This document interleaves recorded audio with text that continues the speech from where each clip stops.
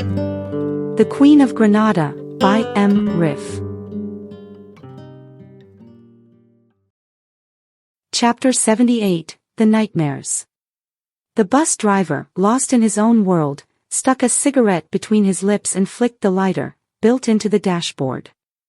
It was as worn as the rest of the bus. A click sounds from the lighter indicated that it was ready.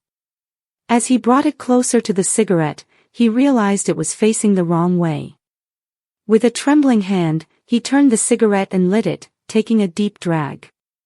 Leaning back in his seat, he glanced in the mirror and saw passengers in the front row standing, waiting to disembark. He pressed a button to open the front door and got up. He grabbed his jacket, hanging on the backrest, and first at that moment he noticed that everyone on the bus had risen to their feet, lining up in the aisle to exit. He pressed the back door button and opened it, as well. People streamed out of both doors, relieved to be on solid ground. The local passengers huddled under colorful umbrellas, sharing their relief, even hugging and kissing each other, as if they hadn't seen each other in ages. Tourists, on the other hand, stood apart, smiling from a distance, acknowledging that the experience, in hindsight, wasn't so bad and could have been worse. Some shared stories of similar experiences from their travels to the other parts of the planet. Tessa, checking on his father, was surprised by his calm demeanor. For him, the consequences of a cerebral blood clot had been worse than that situation.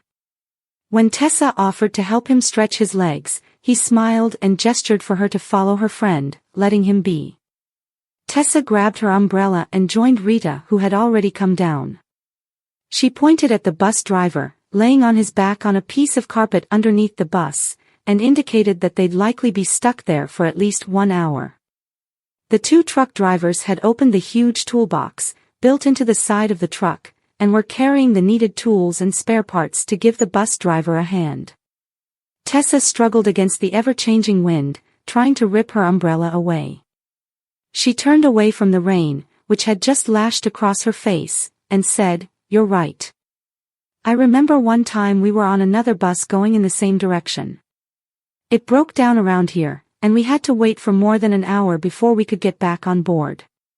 Rita glanced at her and suggested, "Maybe we should go over to the edge of the platform and see how serious it was." Tessa shook her head and replied, "No, thanks. I'm already afraid that this whole ordeal will give me nightmares. I can picture myself waking up in the middle of the night, drenched in sweat and trembling in the whole body. It'll only get worse if I go with you and peer down into the valley."